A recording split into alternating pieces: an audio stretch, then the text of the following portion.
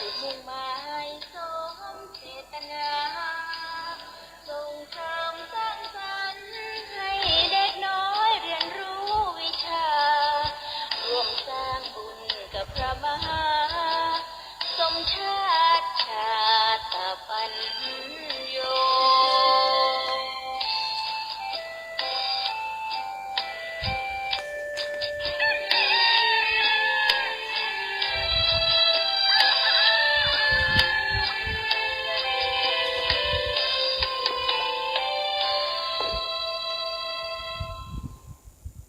ขอนอบน้อมต่อพระรัตนตรัยแก้วเจ้าสามประการ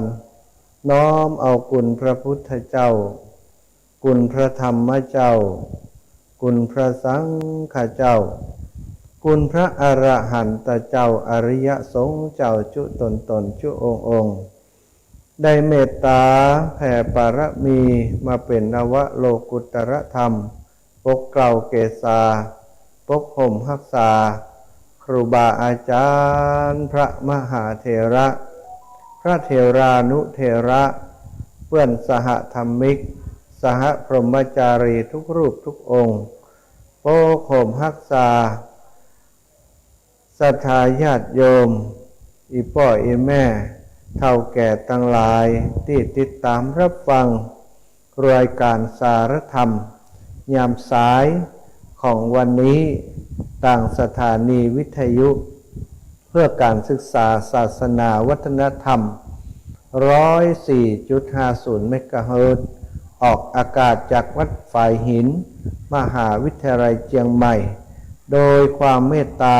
ของท่านพระครูสมุวิสุวัฒน์วรกิจโจครูบาอาจารย์อีกรูปหนึ่งที่มีคุณูปการต่อการเผยแผ่พระธรรมคำสั่งสอนของพระพุทธเจ้าท่านอาจารย์เป็นผู้ที่มีความเสียสละเป็นนายสถานีเป็นผู้ดูแลสถานีเป็นช่างเทคนิคเป็นทุกสิ่งทุกอย่างของสถานีวิทยุเพื่อการศึกษาวัดฝ่ายหินสถาญาติโยม 104.50 เมกะเฮิรตซ์ซึ่งอาตมาเองนั้นก็ได้รับเมตตาจากท่านอาจารย์พระครูคือมาจัดรายการในเวลา 10 นาฬิกาถึง 11 นาฬิกาทุกวันจันทร์นะพลัดเวียนเปลี่ยนกันวันอังคารพุธพฤหัสศุกร์ก็มีครูบาอาจารย์รูปอื่นอาตมาได้รับเมตตาได้เวลาในช่วง 10 โมงถึง 11 โมงของวันจันทร์ทุกวันจันทร์สถาหลายจันทร์มาแล้ว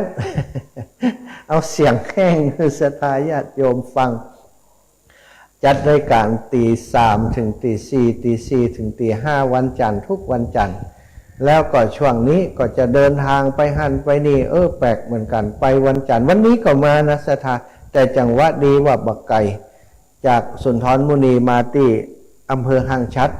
บ้านแม่ตุนแม่ติ๋วเนาะบ้านหางชัดตำบลวอแก้วในอำเภอหางชัดนี่บอกปอไก่ตัวใดก็เลยเดินทางมาถึงเจ้าน้อย9 โมงครึ่งแล้วก็เตรียมตัวออกรายการออกอากาศวันนี้ออกอากาศผ่านทาง Facebook ไลฟ์สดออกทาง Facebook ท่านอาจารย์ก็เกาะสัญญาณไปออกสถานีวิทยุแห่งต่อหนึ่งเนาะถวายความเคารพเมตตาบารมีของครูบาอาจารย์ท่านพระครูสมุวิสุวัฒน์วรกิจโจดูแลควบคุมเนาะเชื่อมสัญญาณให้ แล้วก็ส่งรายการที่อาตมาออกอากาศอยู่นี้ไปลงทาง YouTube เพื่อเป็นการเผยแผ่อีกทางหนึ่งด้วยก็เป็นผู้ที่มีเมตตาบ่ฮู้จักกล่าวคำใดที่ถึงจะเพียงพอเนาะต่อความเมตตาที่ครูบาอาจารย์มีต่ออาตมาก็ได้ช่วยกันดูแลตั้งสถานีต้นทางให้ส่งไปให้สถาญาติโยมในพื้นที่ของจังหวัดเชียงใหม่ในอำเภอเมืองเชียงใหม่อำเภอสันทรายอำเภอ ใกล้เคียงเนาะที่สามารถรับสัญญาณออกอากาศจากทางวัดฝ่ายหินได้วัดฝ่ายหินนี้สัญญาณออกอากาศถ้าเป็นช่วงกลางคืนบางคืนนี่มาถึงลำปางเนื้อสถามาถึงลำปางมาถึงโถกหัวจ้างเนาะโถกหัวจ้างบ้านตำบลโถกหัวจ้างของจังหวัดลำพูนเนาะก็มาถึงทางเพชรมาถึงเพชรข้ามมาแถวห้างชัดนี่นะอันนี้คือสถานีวิทยุวัดฝ่ายหินก็ออกอากาศครอบคลุมพื้นที่ในจังหวัดเชียงใหม่หลายพื้นที่หลายอำเภอศรัทธาญาติโยมก็ติดตามกันอยู่หลายที่หลายอำเภอเหมือนกันเนาะ ก็ขอบคุณนะอีแม่ตั้งหลายตะกี้แม่สุแก้วคำอวนศรีโพธารามเนาะได้ถวายปัจจัยฝากปัจจัยมาว่าร่วมหอมอันนั้นคือแม่จิมอินะเปิ่นหอมโฮงตาลมา300ตะกี้เนาะแต่วันนี้มีศรัทธาพี่น้องอีปออีแม่ตากจากสันนาเมงศรัทธาพี่น้องจากสันนาเมงสันทรายเชียงใหม่เนาะอีแม่เปิ่นพากันมาหาตะวะมาติสุนทรมุนีแล้วก็เลยไปที่สถาบันธรรมาภิวัตรของท่านอาจารย์สาธิตติศพเตินที่แม่เมาะมีแม่ทัศนีเมงทองแล้วก็แม่จันดีสุขเจริญพร้อมกับคณะของเปิ้นจากอำเภอสันทรายสถาบันสันนาเมงสันทรายคณะสถาวัดสันนาเมงป้ากันมาแอวปะโตตะวาจกดีถ้าอาตมาบ่มีกิจนิมนต์ที่เขานิมนต์เขาแจ้งไว้ว่าจะมาหาติวัดก็จะต้องไปธุระที่อื่นอีแม่โทรมาตะวาเนาะแม่โยมแม่จันดีโทรมาแม่จันดีสุขเจริญท่านมาหาอยู่ก็อีนะว่าโอ้โชคดีอีแม่อยู่วันนี้อีแม่อยู่ไหนจะได้จ้าอีแม่มาอยู่ที่ตากาตุ่งเกวียนนี่แล้วอีว่าโอ้มาอย่างกาตุ่งเกวียนอีแม่จะไปไหนอีแม่จะไปหาท่านนะวะโอ้อีแม่มาหาเขากะดีอีแม่จะมากันจะได้เปิ่นมา2 ลำรถทำไปทำมาก็ปรากฏว่าเปิ่นจะมาแวะหาแล้วก็จะไปสถาบันธรรมาภิวัตรวันที่17เปิ่นกว่าคนนักบอกปะกันอิวะสระก็มาหาตะวาเนาะก็มาถวายเป็นก้าน้ำก้าไฟก้าจ่ายที่สุนทรมุนีหั่นตยแล้วก็จากนั้น11 โมงป่ายอาตมาไปส่งหมู่อีแม่เปิ่นไปที่สถาบันธรรมาภิวัตรแล้วก็ไปพบปะกับท่านพระอาจารย์สาธิตธีรปัญโยตวานี่โอ้อาจารย์ตอนที่เขาไปถึงเปิ่นมาถึงที่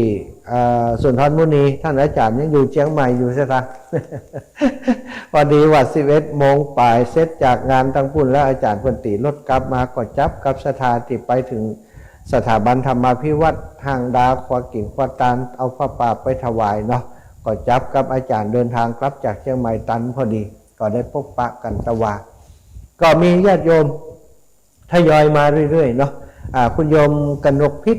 จากเมืองฝางก็หานว่ามาหาท่านอาจารย์สาธิตธีรปัญโยแล้วศรัทธาญาติโ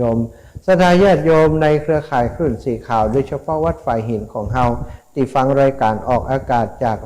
104.50 เมกะเฮิรตซ์วัดฝ่ายหินก็คงจะทราบแล้วว่าครูบาอาจารย์ท่านพระอาจารย์สาธิตจะมีงานที่สถาบันธรรมาภิวัตรในวันที่17เป็นการฉลองสมโภชครบ10 ปีสถาบันธรรมาภิวัตรที่ได้ก่อตั้งดำเนินการมาเพื่อเป็นประโยชน์ในการเผยแผ่พระพุทธศาสนาเป็นส่วนร่วมในการอบรมคุณธรรมจริยธรรมของศรัทธาญาติโยมพุทธศาสนิกชนมาโดยตลอดถึงสนองงานของส่วนราชการหน่วยงานราชการและสนองงานของคณะสงฆ์แม้กระทั่งเรื่องอาชีพการเรื่องอย่างศรัทธาญาติโยมเป็นศูนย์เรียนรู้เกษตรทฤษฎีใหม่เกษตรพอเพียงซึ่งท่านอาจารย์ก็มีญาติโยมมาช่วยดูแลเนาะโยมแม่ของท่านอาจารย์มาทำเศรษฐกิจพอเพียงอยู่ที่หั่นศรัทธาญาติโยมไปแอวไปแวะมีกิจกรรมที่หั่นก็มีพักไม้บริการมีข้าวป่าอาหารบริการตลอดศรัทธาซึ่งจะจัดงานในวันที่17เนาะอีปล่อยอีแม่ตั้งหลายติดเตรียมตัวกันไว้แล้วอนุโมทนาบุญเลยนะพี่น้องตั้งเชียงใหม่ลำพูนประเดี๋ยวนี้พอแล้วประมาณ20 กว่ากันอีนารถนะ20 กว่ากัน30 กันพุ่นละเนาะแล้วก็ตั้งพี่น้องตั้งแม่แจ่มตั้งเชียงใหม่เหมือนกันแม่แจ่มอำเภอฝางใช้ประการถ้าตอนไม่อายก็จะเดินทางมาผ่านมาตั้งเชียงใหม่สถาแต่เจ้าถามอีแม่เขาว่าอีแม่จะเดินทางทางใดไปตั้งเชียงใหม่เนี่ยท่านอีนะก็แสดงว่าจะมาพบปะกันที่กาดทุ่งเกวียนเนาะตลาดทุ่งเกวียนที่นัดหมายกันท่านพระครูอภิวัฒนวิกรมได้แจ้งมาว่ามาพบปะกันที่ห้านสักเวลา7 โมงครึ่งนะ7 โมงครึ่งมาถึงตลาดทุ่งเกวียนแล้วก็จะเดินทางจากทุ่งเกวียนมาจะเดินทางจากทุ่งเกวียนมาที่สถาบันธรรมาภิวัตร7 โมงครึ่งถึงประมาณ9 โมงเนาะเจริญพรโยมพ่อกำนันพ่อกำนันธัญพัฒน์พ่อกำนัน4 ท่านปลาเขื่อนตะกำนันตำบลเวียงอำเภอเวียงป่าเป้าอีพ่อเสียงชัดเจนดีนะพ่อกำนันเวียงป่าเป้าเนาะอีพ่อ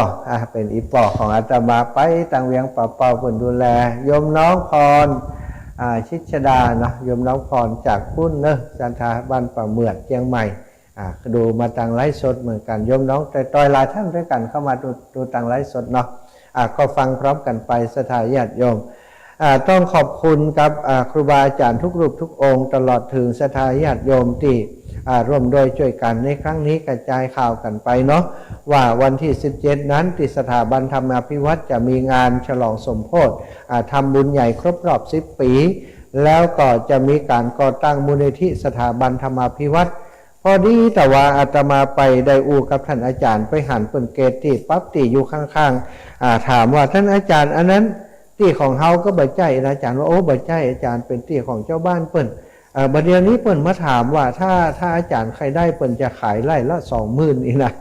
มีอยู่18ไร่ด้วยกันก็ถามว่าอาจารย์ใครได้ก็อาจารย์ว่าก็ใครได้แหมสัก18ไร่ประมาณนี้ถ้าได้18ไร่นี่ก็จบท่านมหาอีนะอาตมาก็เลยว่าอาจารย์ก็ระดมกันกันจนกันเนาะบัดเดี๋ยวนี้ถ้าอาจารย์ว่าแต่นี่ผมก็จะเอา1ไร่นะอีเนาะ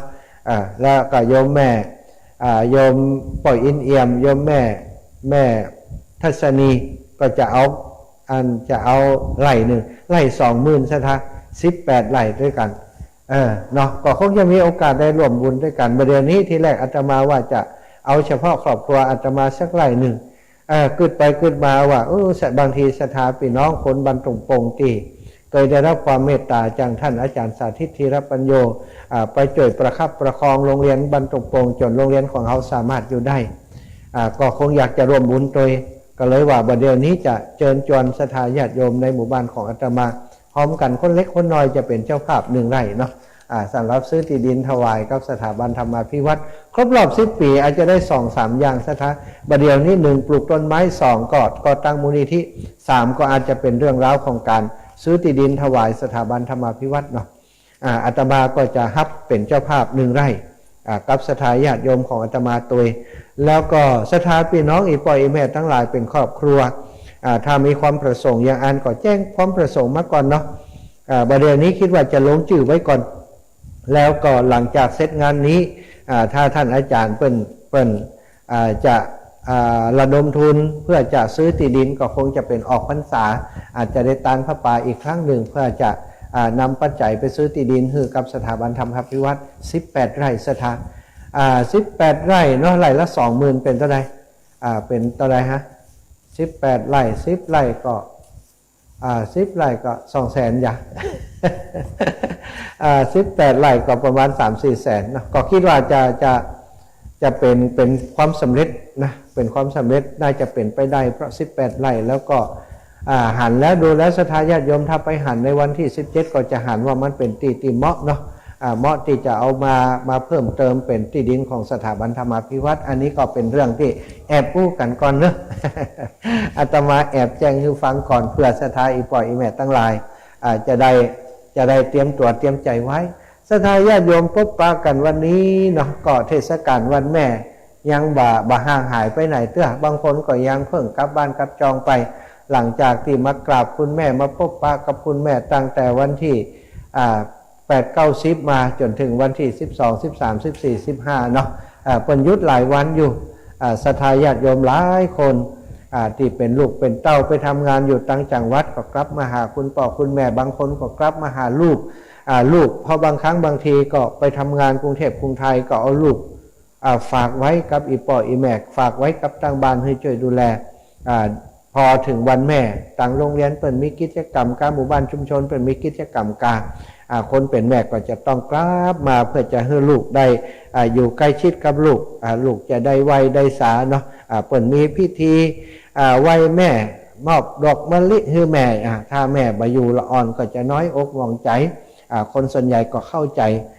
จำอารมณ์นี้ได้ดีเนาะตอนเราเป็นนักเรียนนั่น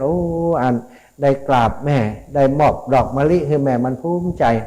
บางคนแม่กลับมาบ่ได้เนาะไปกราบย้ายกราบอย่างถามว่าได้ก็ได้แต่ว่าละอ่อนรู้สึกว่าจะน้อยใจเหมือนกันถึงปีครั้งเดียวแต่แม่ก็บ่มาหาเฮาเขาก็น้อยใจนะอย่างเดียวกันนะบางครั้งคนเฒ่าคนแก่คุณพ่อคุณแม่ทั้งหลายโดยเฉพาะโยมแม่ตั้งหลายอายุ8 90 70 80 90 ก็รอคอยวันแม่นี่ลูกเฮาจะมาก็จ้านะถ้าลูกมาก็ดีใจม่วนเปิ้นยิ้มได้หลายวันยิ้มได้ไปเป็นปีเพราะน่ะถ้าลูกมาบ้านมาจองแต่ถ้าปีใดลูกเต้าบ่ได้กลับมาพ่อแม่ก็ม่วนก็มองเนาะโดยเฉพาะช่วง 2-3 ปีก่อน2-3 ปีก่อนนั้นนะก็เป็นช่วงที่ช่วงเปิ้นอันคำนวณคือ 18 ไร่ละ 20,000 เป็น 300,000แต่คือ360,000ใครไม่360,000เอามือถ้าถูกงวดนี้นะบ่ได้ซื้อเลขกำเตบ่ได้ซื้ออันวันนี้ถ้าป้าไผ่ขายหวยจะซื้อใบหนึ่งเพียงจะถูกรางวัลที่ 1ถ้าถูกรางวัลที่ 1อาตมาจะถวายคนเดียวเห็นหมดศรัทธาญาติโยมบอกฝันไผ่ละเนาะ18 ไร่อยากจะถวายให้อาจารย์ก็360,000 บาท360,000แต่ห้อมกันคนน้อยศรัทธาญาติโยมอาตมาว่าคน100คนปันนะหอมไปหอมมา360,000บ่เกินความเป็นจริงบัดเดี๋ยวนี้ก็อู้กันกับอาจารย์ตะวันอาจารย์เริ่มเนาะบัดเดี๋ยวนี้ผมจะเอาแล้วนะผมเอาไร่นึง20,000บัดเดี๋ยวนี้ก็จะไปบอกศรัทธาญาติโยมบอกครอบครัวเนาะน้องตอยบอกครอบครัวหอมกันคนเล็กคนน้อยศรัทธาญาติโยมบันตรงปงตัวอย่างตัวก็อาจจะได้20,000ได้1 ไร่ก็ยังดีนะเนาะครูบาอาจารย์เป็นมีบุญคุณกับเขา360,000ว่ะเนาะเป็นไปได้เนาะศรัทธาญาติโยมศรัทธาญาติโยมวันแม่ยังบัดเสด็จน้ำกำเตือนบางคนก็กำลังกลับไปพอลูกเต้าเราหลานกลับไปบางคนเฒ่าคนแก่บางคนก็ง้อมหาลูกหาเต้าวัฒนธรรมประเพณีของคนไทยเฮาศรัทธาโดยเฉพาะกล่าวความกตัญญูกตเวทีเปิ่นถือว่าเป็นหลักเลยนะหลักในการที่จะทำให้สังคมของเฮาอยู่ได้สังคมใดมีความเอื้อเฟื้อเผื่อแผ่ดูแลเกื้อกูลจุนเจือกันมีความกตัญญูกตเวทีสังคมนั้นจะเป็นสังคมที่น่าอยู่เป็นสังคมที่มีความสุขเป็นหมู่บ้านเป็นชุมชนที่มีความสุขพ่อแม่ผู้มีพระคุณต่อเฮาเคยทำคุณงามความดีคือเฮามาก่อนปุพการีก็คือกระทำความดีดูแลเลี้ยงดูเฮามาก่อนเรียกว่าปุพการีศรัทธาญาติโยมพอเปิ่นเฒ่าเปิ่นแก่มาก็เฮาก็ต้องตอบแทนเนาะแทนคุณเปิ่นเลี้ยงดูเปิ่นตอบแทนบางคนบ่ได้อยู่ด้วยปอดด้วยแม่ต้องไปทำงานต่างจังหวัดก็น่าหันใจเพราะว่าอาชีพอย่างต่างๆปัจจุบันนี้อยู่บ้านนอกคอกนาก็ทำให้ทำนาทำให้ใส่สวนมันรายได้มันบ่เพียงพอจะเลี้ยงจะดูกันก็จำเป็นต้องไปทำงานในต่างจังหวัดไปทำงานในต่างประเทศก็มีไปทำงานในกรุงเทพกรุงไทยก็มีเพื่อจะได้ปัจจัยเงินทองมาเลี้ยงดูพอก้อยกันหลายคนก็บ่ได้อยู่กับครอบครัวบ่ได้อยู่กับคุณแม่พอไปทำงานก็ต้องซื้อบ้านซื้อจองอยู่ตั้งกรุงเทพกรุงไทยไปเหี่ยก็อยากจะป้าแม่ไปแอวบางคนลูกป้าไปแอวก็อยู่ได้วัน2 วันอันนั้นนะง่อมหาบ้าน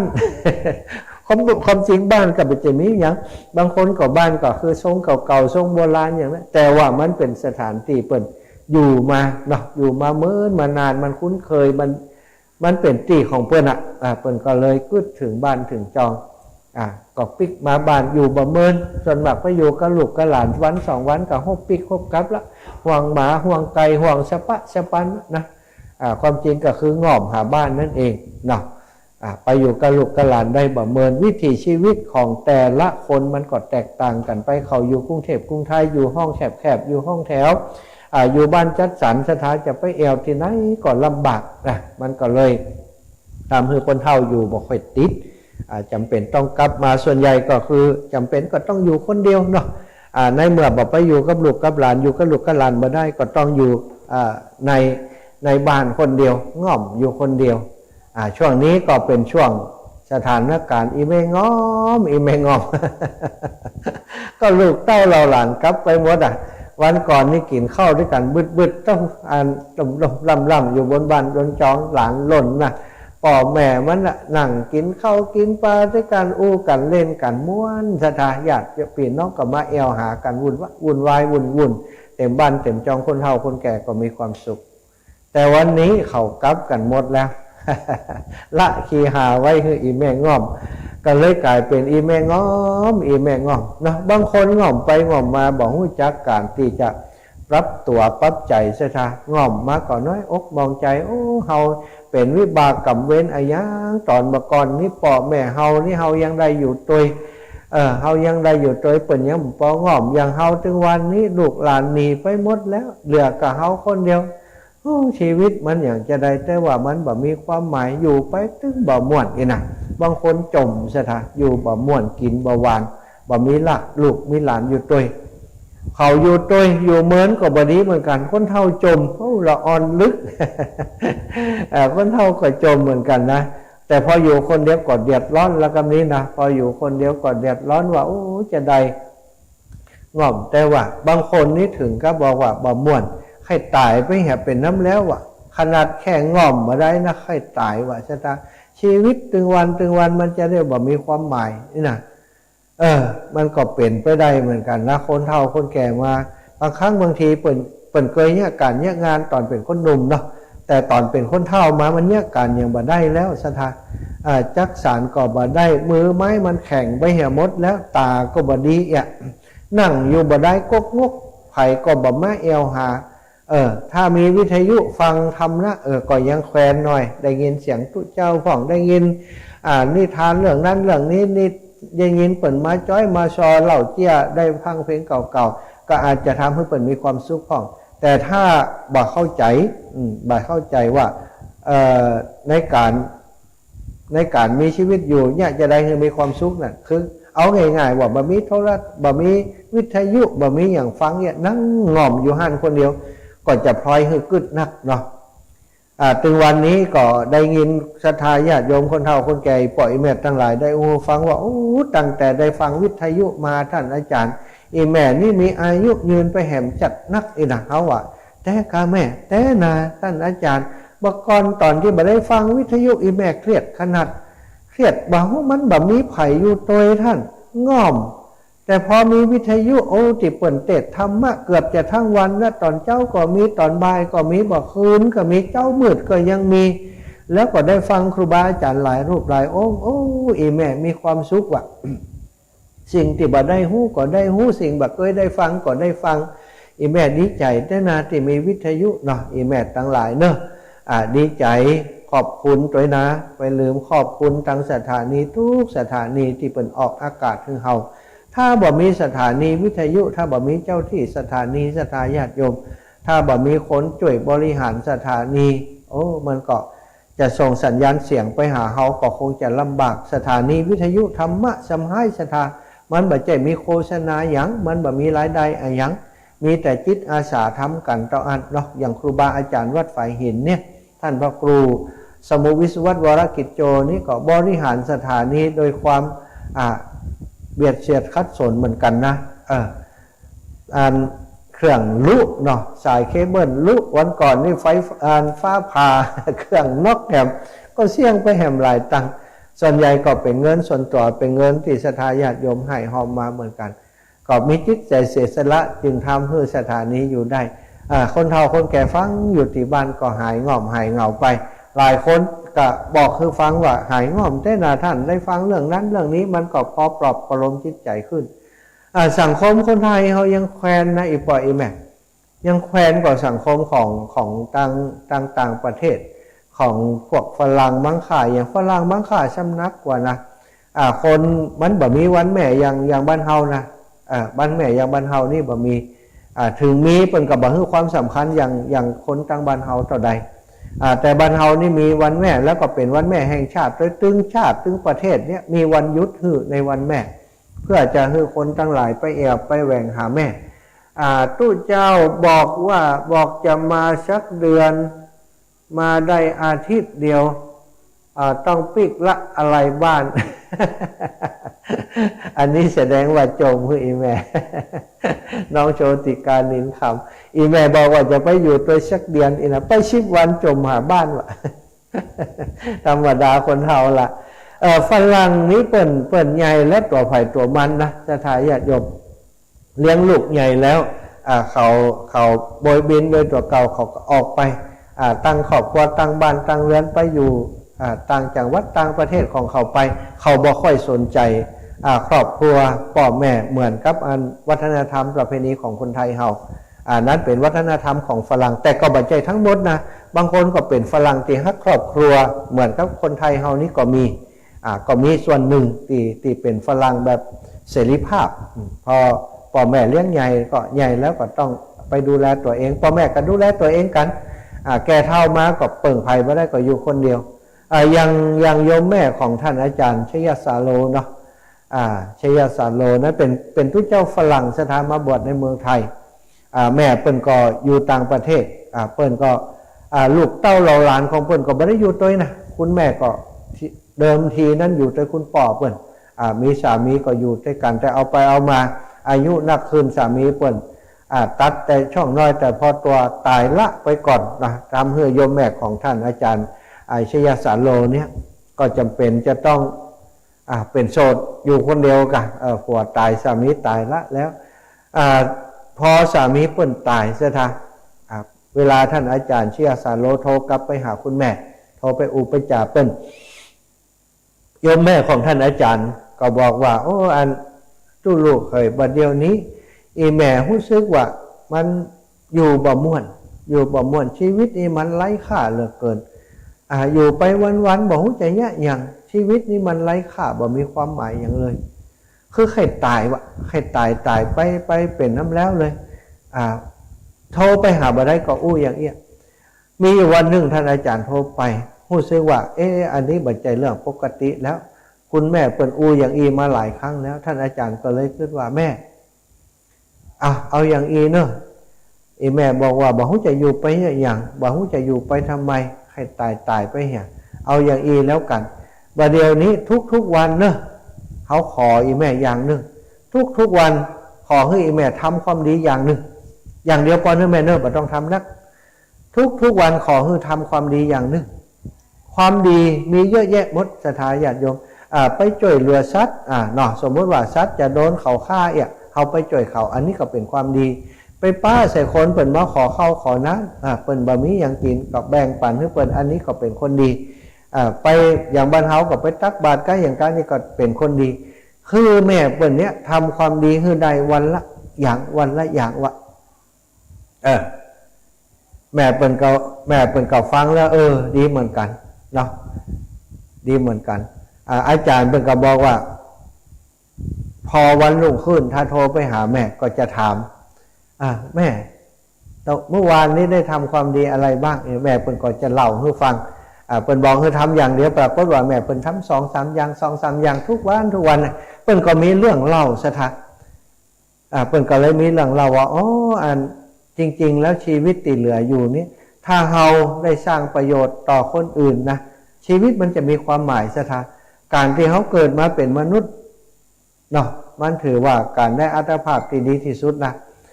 ถ้าเขาบอกว่าเกิดมาแล้วมันมีประโยชน์อะไรอย่างเขาจะได้อะไรอย่างแสดงว่าเขาบอกเข้าใจชีวิต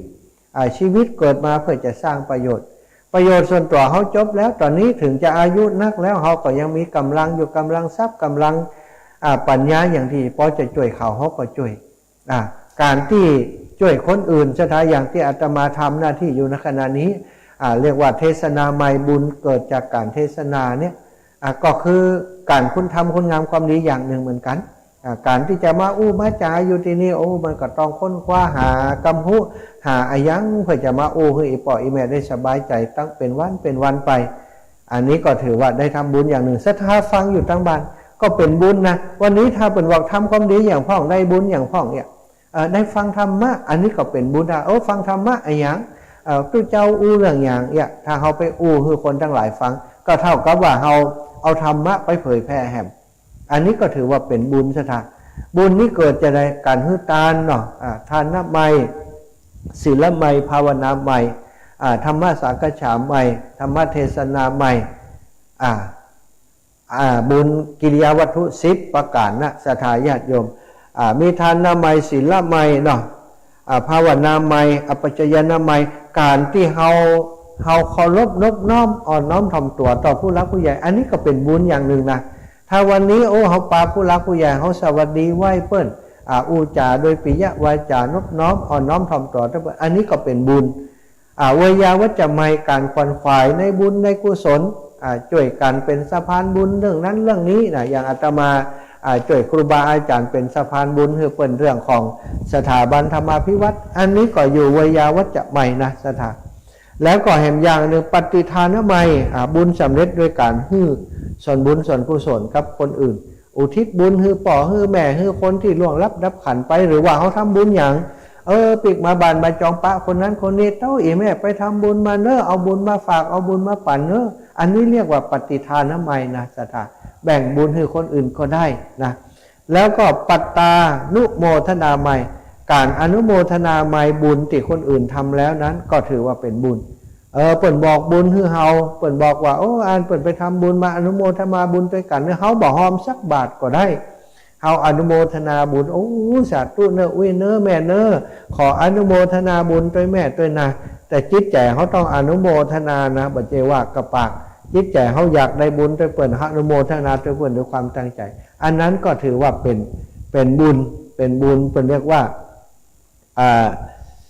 บุญกิริยาวัตถุ10ประการนะศรัทธาญาติโยมธรรมสวนาใหม่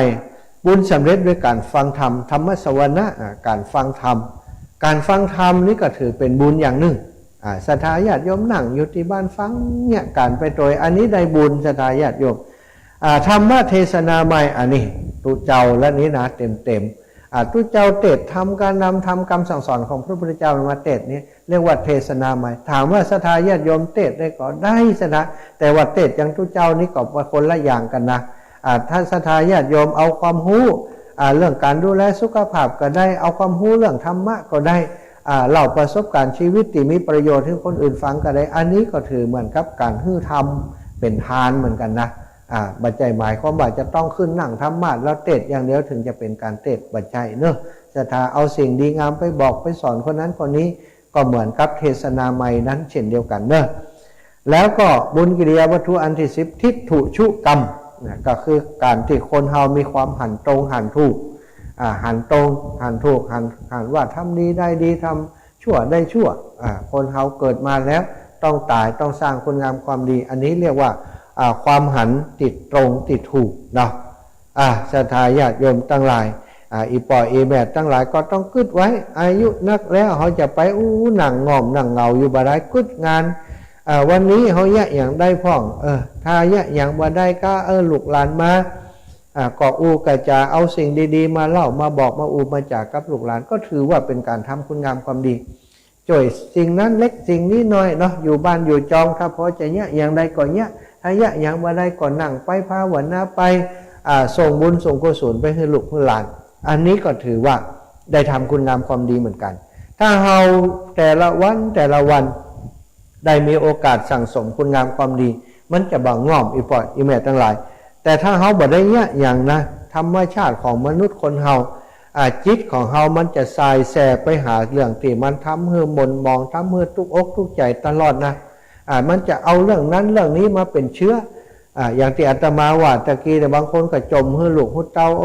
ลูกเปิ่นมากันทึดๆมันจะได้บ่มามันจะได้บ่มา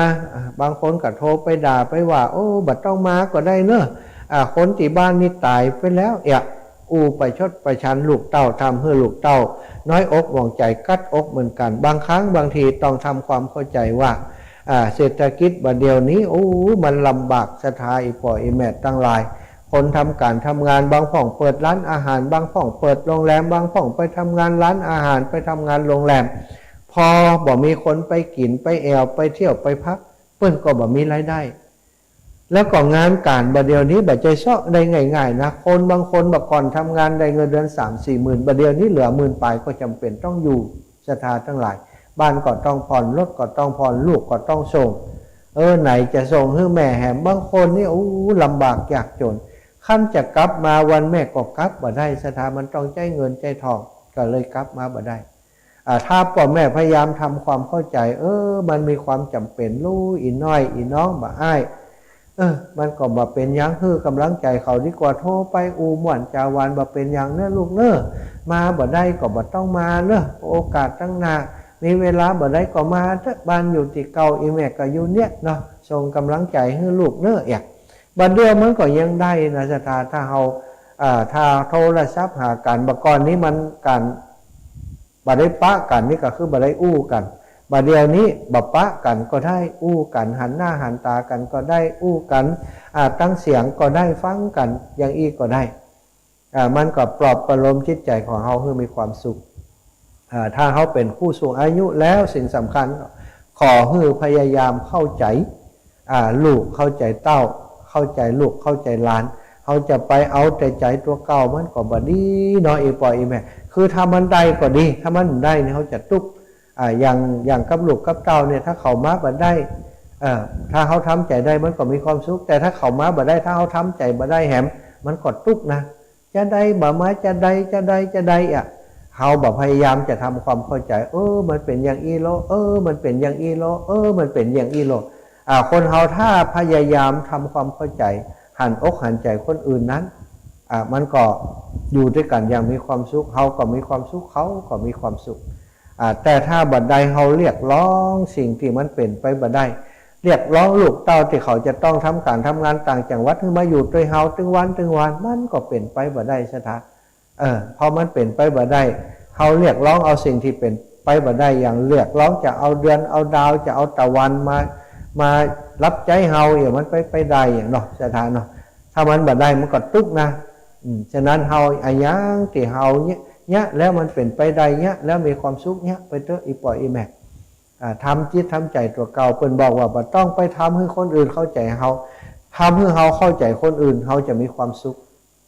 อาตมาก็คิดว่าแต่นะศรัทธาญาติโยมถ้าวันนี้เฮาบ่พยายามเข้าใจคนอื่นเฮาบ่พยายามจะหันใจคนอื่นเฮาไปเรียกร้องเอาจากคนอื่นติ๊กโอกาสที่เฮาจะมีความทุกข์นั้นนักหนาแต่ถ้าเฮาพยายามเข้าใจคนอื่นมันเป็นอย่างอันโลมันเป็นอย่างอีโลนี่นะใช้ชีวิตให้มีความสุขในแต่ละวันก็ถือว่าแต่ละวันของเขาจะเป็นวันที่โชคดีสถานคนเฮาทุกวันนี้เนาะอายุนี้อีปออีแม่ตั้งหลายบาเดียวก็70-80 ปีเข้าไปแล้วถือว่าทุกวันของอีปออีแม่นี่มีกำไรนะเขาคนเฒ่าคนแก่วันนี้อย่ามาหาโยมแม่เกี่ยงคำที่ว่าแกเปิ่น80 ปลายนะใช่ไหม80 ก็จะ90อีแม่ยังแข็งแรงอยู่แล้วก็เนี่ยอย่างด้วยตัวเองไปนักตื่นมากก็สวดมนต์บ่คืนก็สวดมนต์ทำวัดทุกวันชีวิตของอีแม่ได้กำไรทุกวันบางง่อมบางเงามีอย่างก็เนี่ยไปลูกหลานเพิ่นก็ไม่ได้อยู่ตัวนะอีแม่นี่อยู่คนเดียวแล้วก็บัดเดี๋ยวนี้ลูกหลานก็จ้างคนมาดูแลอีแม่เดือนละ10,000นะอีน้องคนนั้นมาอยู่ตัวอีแม่นี่ก็เป็นคนดีฮะสถานฮักอีแม่ยังกับแม่ของเปิ้นดูแลปฏิบัตินะบ่ได้คิดว่าตัวนี้มาเอากะจ้างอย่างเดียวมาคิดว่าตัวเองเนี่ยเป็นลูกของแม่เปิ้นก็มาอยู่ด้วยแม่แล้วไปบ่พอบัดเดี๋ยวนี้อีแม่ส่งเฮียนแหมครอบครัวอีแม่นี่ส่งอีน้องนั้นไปเฮียนแหมลูกสถานวันหน้าก็จะอยู่ด้วยกันนี่ก็มีการศึกษามีงานทำเปิ้นบอกว่าถ้าอีแม่บ่ตายนี่อีแม่บ่ให้น้องไปไหนนะอันนี้ขนาดคนใจลูกจ้างเพิ่นนะเปิดยังฮักขนาดนี้อันเนี้ยคนเฮาถ้าเข้าใจบริบทของชีวิตมันก็จะมีความสุขแต่ถ้าเฮาเรียกร้องนักเกินไปศรัทธาญาติโยมมันก็เป็นธรรมดามันก็จะหาความสุขบ่ได้ชีวิตของเฮาอยู่ที่เฮาจะเอาสุขกว่าทุกเกิดมาตื่นมาทุกวันถ้าเฮาจะเอาความสุขก็ขอให้อยู่กับตัวเก่าประพฤติปฏิบัติธรรมได้ฟังฟังธรรมตื่นเช้ามาฟังธรรมก็เอามาคิดเอามาทำเอามาปฏิบัติตัวเขาก็จะมีความสุขเนาะทุกวันถ้าเขาเอาความสุขเขาก็ได้ความสุขถ้าเขาบ่เอาความสุขไปเครียดแค้นชิงชังไปเดือดนั้นร้อนนี้ไปโกรธคนนั้นไปเกลียดคนนี้ไปเรียกร้องเอาจากคนนั้นคนนี้มันก็อย่างว่านะถ้าได้ก็ดีถ้าบ่ได้ก็ทุกข์ใจเนาะวันนี้ได้อูจาสนทนาธรรมกับอีปออีแม่ตั้งหลายก็ขอฝากงานวันที่17จิมเนอร์วันที่17เดือนนี้ใกล้ 2-3 วันแล้วศรัทธา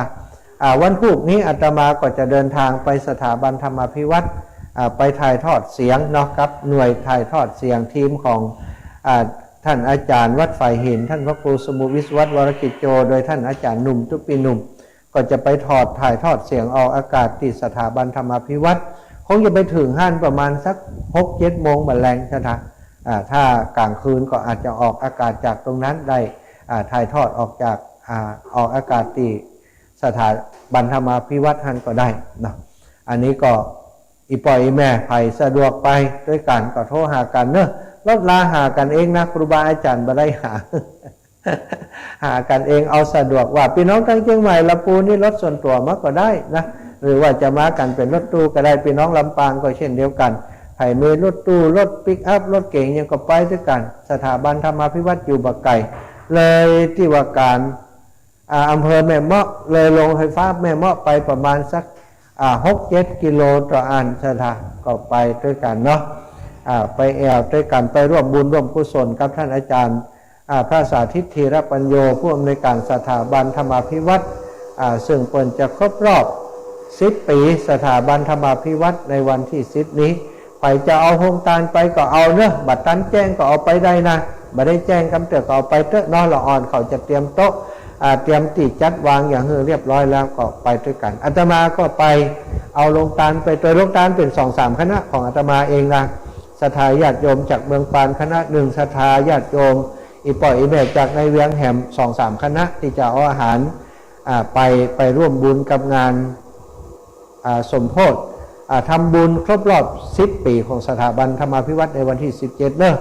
อีปล่อยอีแม่อยากจะให้หอมเป็นต้นไม้ต้นละ200บาทไปหั่นแล้วบางต้นก็ใหญ่บางต้นก็น้อยเนอะเพิ่นเอาสลับกันปลูก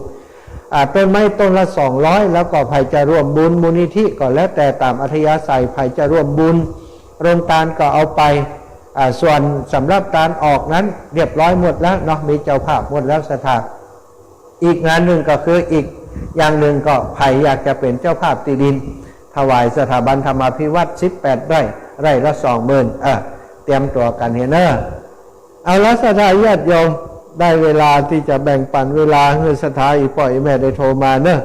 0808844173 0808844173 ใครจดบัตรตันโทรมา โอ้โทรไปได้อ่ะจดบัตรตัน0808844173เนอะเจริญปอนยมปี่พิษสมัยเจ้านี่นั่งฟังตั้งแต่เช้าละโอ้ขอบคุณวันนี้เสียงจริงบ่ใจเสียงเฮงเนอะมากเลยเพื่อนขนาดรายการตัวเก่ายังไม่ได้จัดไหนหรอโอ้จะได้เหี่ยยมปี่เมื่อยโอ้เป็นเมื่อยแล้วใครจัดเหี่ยไม่ได้จัดคนเพื่อนเราจัดแต่ไม่เหี่ยอ๋อบอกลูกจะเทคโอเวอร์เอานะบอกนี่ถ้าปีบอกจะเทคโอเวอร์เอาเห็นแล้วต่อคืนก่อนรับจัดเจ้าเวลาคนเลิกไปเถอะขอบคุณน้ำปีนะขอบคุณนะปีนะเขาฮับสายอื่นกันแน่เจ้าเจริญปอนโยมแม่สีทอนจมฟองบ้านป่าไผ่อีแม่โทรมาแม่ฮับปัตตันแม่สีทอนโทรมาแห่มใหม่โยมแม่สีทอนฟังอยู่โอ้ดีใจนะอีแม่หายแล้วอีแม่แข็งแรงแล้วดีใจขนาดตะกี้ลูกสาวแซวมา อีน้องว่าจนอีแม่ไปแอวหาว่าจะอยู่กับน้องเดือนหนึ่งไปอยู่5 วันฮบกลับบ้านว่ะเหมือนกับเหมือนเจริญพรเจ้ากาบรรยากาศเจ้า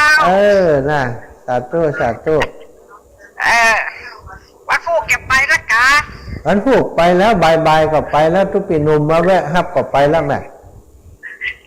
แล้วไปดื้อมึงอันอยากขอเอาต้นไม้ได้ที่แม่ต้นเด้อ200นะเจ้าได้ก่ะเจ้าต้นไม้ต้นหนึ่งเนาะแม่สีทองจมฟองบ้านป่าไผ่สันทรายเอาต้นไม้1 ต้นอนุโมทนาบุญกับแม่เนอะสาธุอ่ะแม่โยมแม่โอ้พี่น้องดอยสะเก็ด84 ปีแล้วไม่ฟังอะไรป่านอยู่ฟังอยู่เนาะนี่ได้เปิดจัดงานที่ไหนลูกวันที่17นี่สถาบันธรรมาภิวัตรแม่เมาะซบเปิดแม่เมาะเนี่ยมาที่ต้องเกวียนมาใจกันลูกบัดใจเปิดรวมตัวกันหั่นได้เป็นปะกันหั่นแล้วก็ไปพุ่นน นึกว่าลูกจะมาหันไม่ว่าจะหารถไปหาลูกโอ้เขาไปแอวหาดีกว่าอีแม่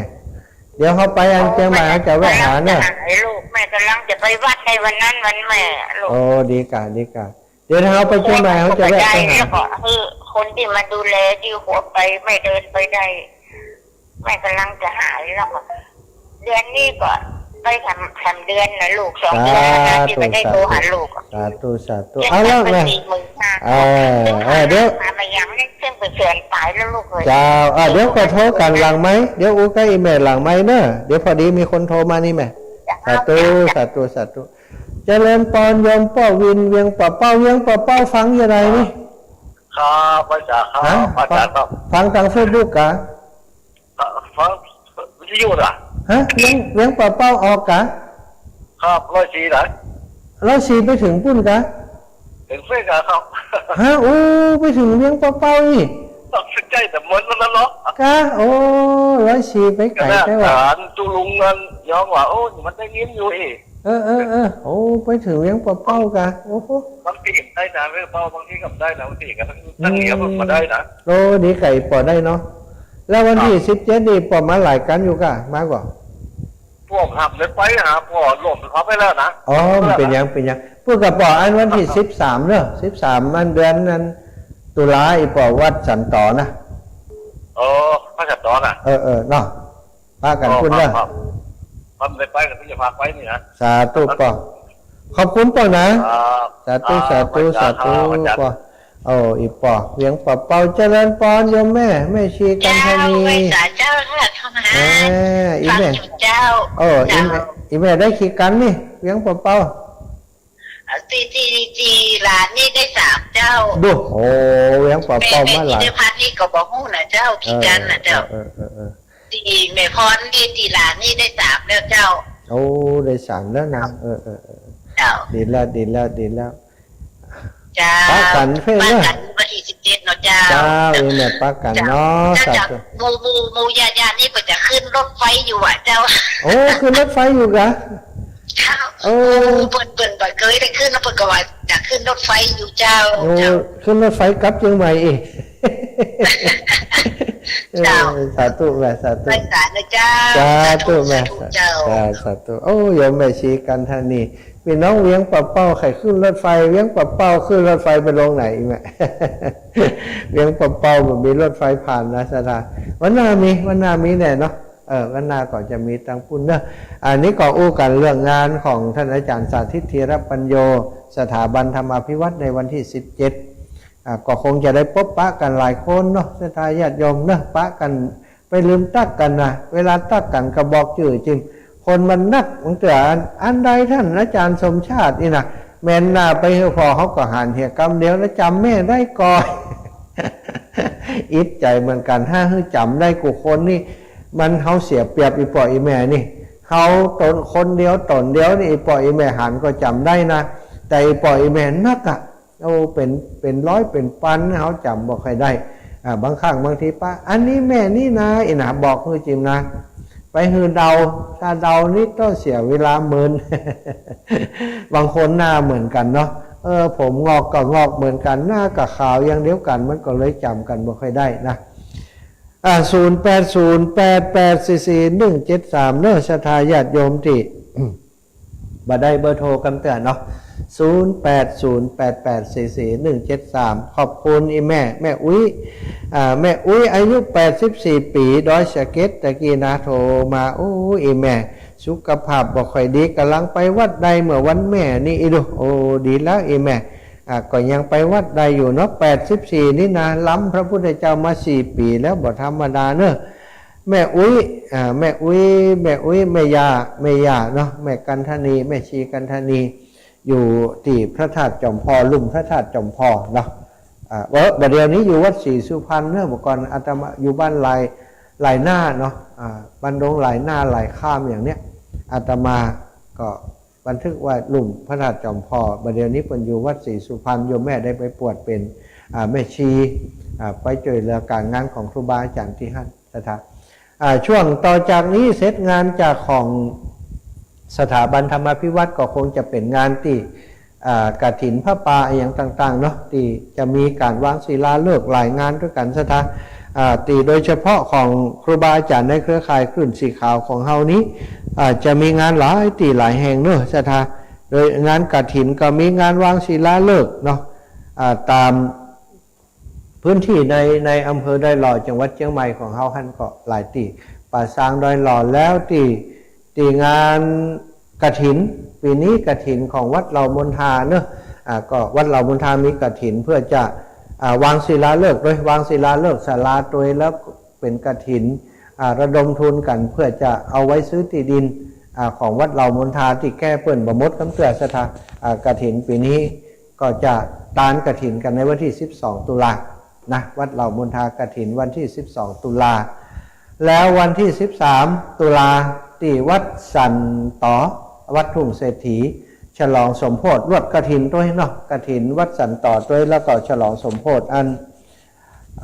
ฉลองสมโภชศาลาใหม่ศาลาการประเรียน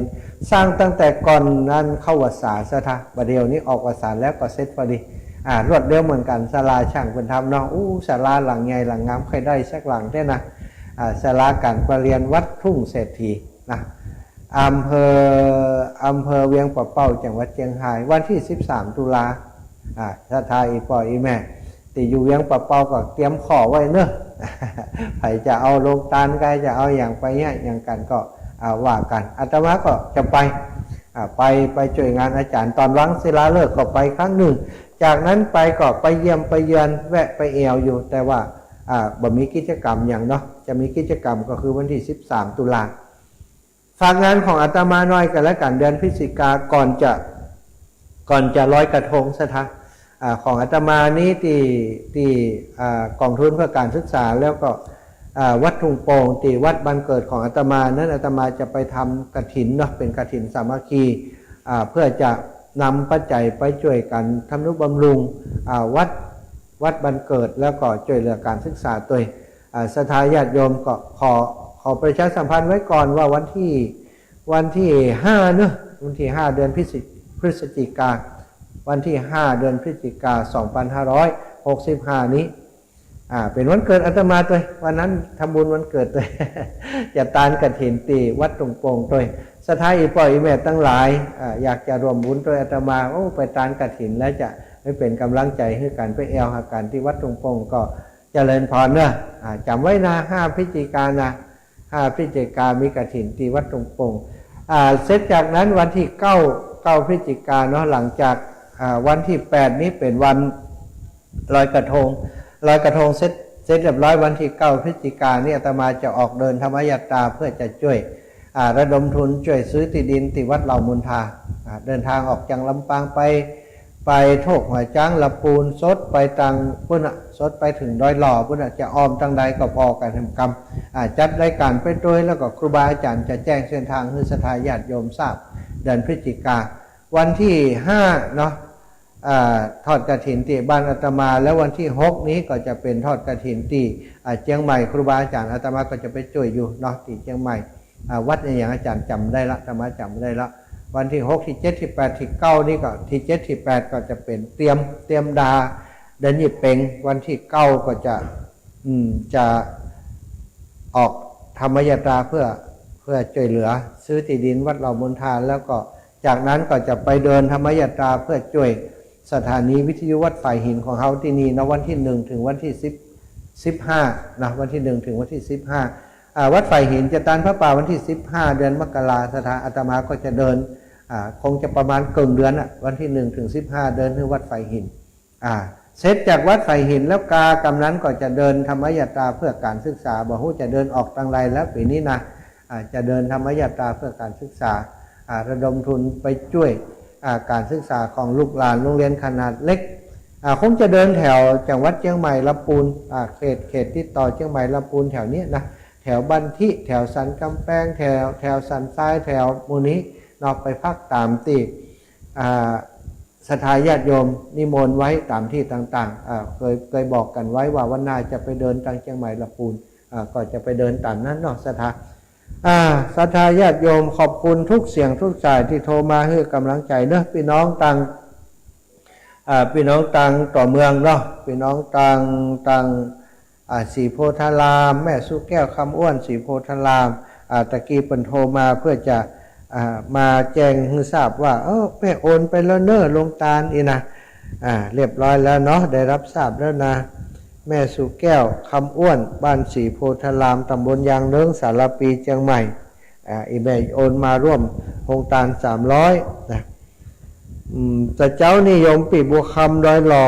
เปิ่นก็โทรมาประเดี๋ยวนี้ถ้าจะฟังสัญญาณบ่ได้เนาะโยมปีบัวคำดอยหล่อแล้วก็โยมแม่โยมปีพิสมัยขอบคุณโยมปีพิสมัยเนอะขอบคุณโยมแม่สีทรป่าไผ่แล้วก็แม่อุ้ยแม่ย่าอยู่ที่ดอยสะเก็ดอายุ84ปีแล้วพ่อวินเวียงป่าเป้าและแม่อุ้ยโยมแม่กันธนีแม่ชีกันธนีอยู่ลุ่มพระธาตุจอมพ่อเนาะขอบคุณทุกท่านทุกคนที่ติดตามในช่วง10 ถึง 11 นาฬิกาเนาะ11 นาฬิกานี้ตอนนี้เวลาหมดเวลาก็จะนำรายการจากศรัทธาญาติโยมไปโดยเวลาเพียงเท่านี้ก็ขอบุญกุศลที่หมู่เฮาทั้งหลายได้ร่วมกันสร้างกันทำได้แสดงพระธรรมเทศนาศรัทธาญาติโยมได้ฟังน้ำฟังธรรมกันวันนี้เป็นบุญเป็นกุศลส่งยุไปให้อีป่ออีแม่ทั้งหลายมีอายุมันขวัญยืนให้ท่านทั้งหลายได้มั่งมูลตุนเต้าให้ได้เป็นเจ้าเข้าเจ้าของทรัพย์สินให้เนืองนองเงินรองให้ไหลมาเทมาปรารถนาสุขสมบัติมนุษย์สมบัติสวรรค์สมบัตินิพพานสมบัติขอความปรารถนาของอีป่ออีแม่ทั้งหลายจงสำเร็จโดยพันจุงสำเร็จโดยพันดังสรีสัพพัญโยพระพุทธเจ้าได้เทศนาไว้ว่าอภิวาทนาสีลิสนิจังพุทธาปัจจายโนจัตตารโอธรรมาวัฏันติอายุวันโนสุขังภะลัง